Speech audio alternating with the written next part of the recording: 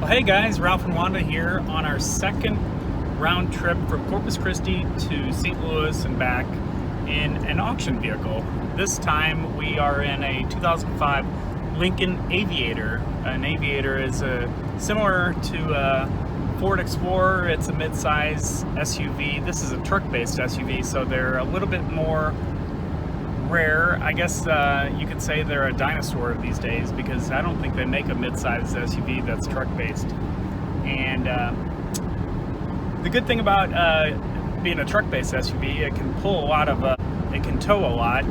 So if you're gonna tow trailers or boats or anything like that, this is something that you might be considering.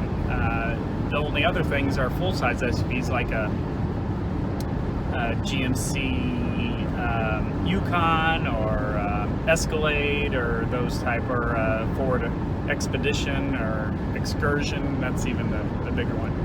Anyway, you can see that we have a full back. This is a 3-row SUV, and I'll compare it a little bit to our first trip, which was a BMW X5. It was a 2006, and this is 2005. So I don't know if the car buyers back in 05, 06 would be comparing the two. This is, Lincoln, so it's a luxury, but I don't know if they would be really comparing a BMW to Lincoln at that time. They're similar in price, although I think the BMW is $47,000. This would be about $40,000, so this would be cheaper, and it gives you a little bit more car for the. Were you gonna say something, honey? More car for the money. Yeah, more space. More vehicle for the money, because it is 3 rows. It is a little bit more space. Although we did like the way the BMW second seat was, because it was more of a bench seat, and there was no big hump in the middle for the drivetrain, even though it was all-wheel drive. So there would have been a what do you call it, drive shaft going to the back wheels. For some reason they had a kind of a flat, like I said, no hump, which is really nice for storing things.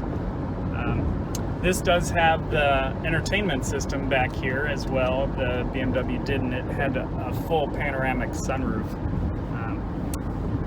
A couple other things that are considered is ride quality. The BMW is built on it's a crossover. The X5 is, so it's a little bit quieter and smoother on smooth roads. But if you get on really bumpy roads, it actually is worse than this, the Lincoln. So this on smooth roads isn't quite as smooth, but on bumpy roads it's actually more smooth. I guess that's the way trucks are. It's based on a truck, so it can take the bigger bumps. The seats on these are softer than, and that's typical of a European car versus American cars. Although the new ones, all the American cars got into the hard seats as well. But these are more of a cushioned seat, which is good and bad.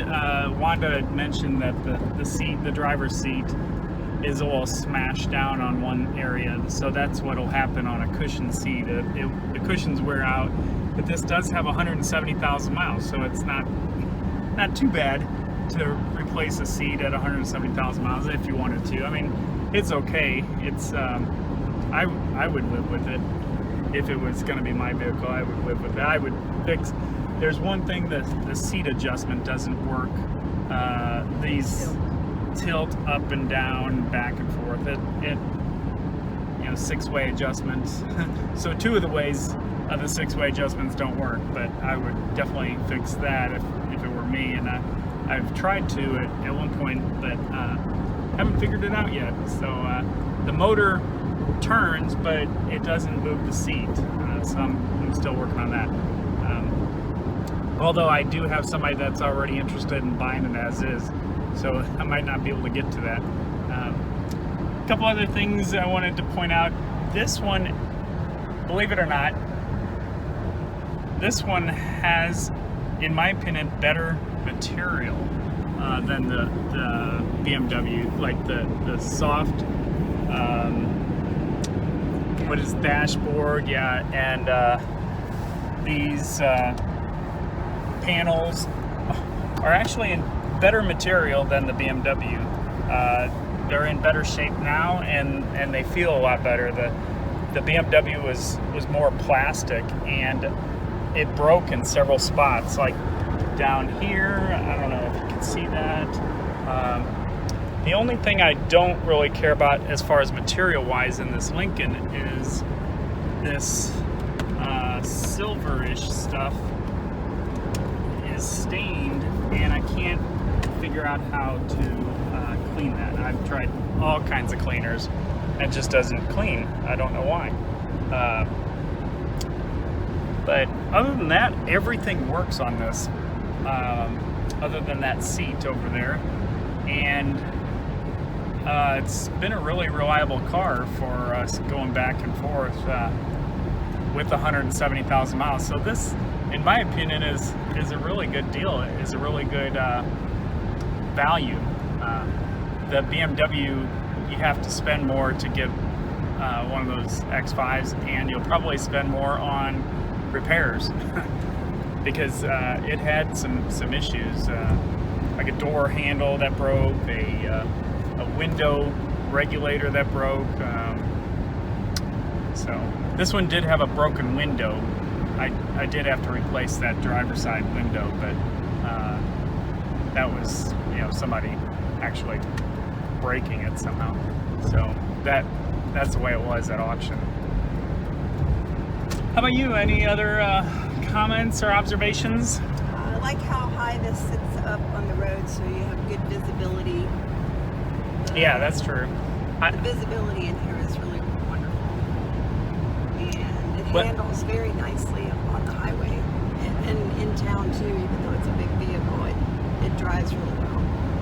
Yeah, I do like the steering on these over the BMW. The BMW is more of a sport steering. This one is just more of a luxury steering, easy steering, but on the highway, you don't have to fight it. It goes straight. Wanda's going 80 and she took her hands off the wheel and it's still going straight. I didn't hit anything. Right. I also, I don't know, this is just my preference. I like these wood grain, fake wood grain steering because it doesn't get hot or cold.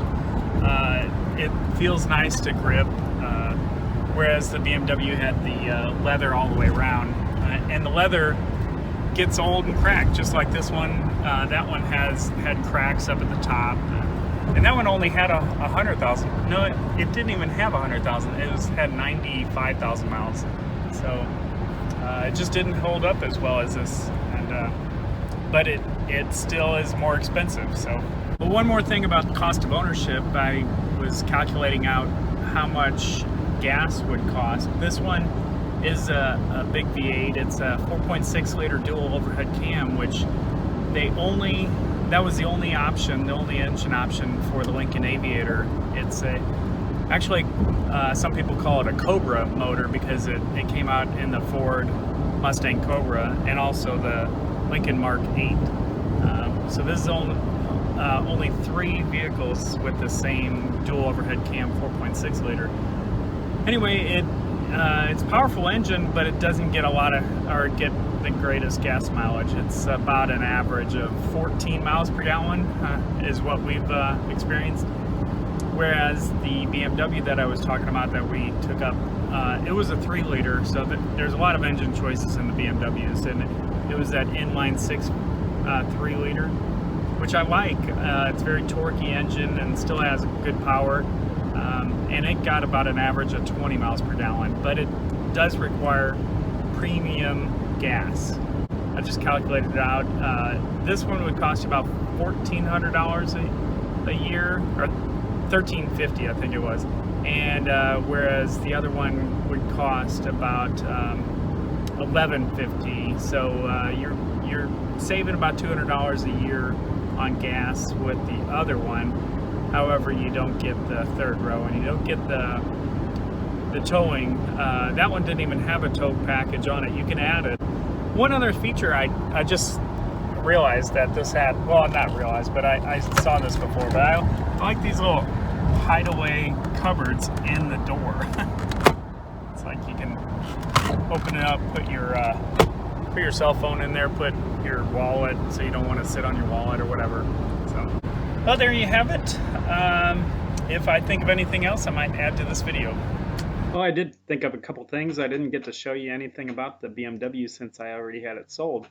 Here's a picture of the back seat that I was talking about with the flat floor, and a picture of the panoramic sunroof that you don't get with the Lincoln, and a picture of the door that I was talking about with the crack in it. Anyway, if you like this video, please give me a thumbs up. I know this is an odd comparison, a BMW versus Lincoln, but if you're in a used car SUV market, you might come across the two that are rather comparable in price. Thanks. Have a great one.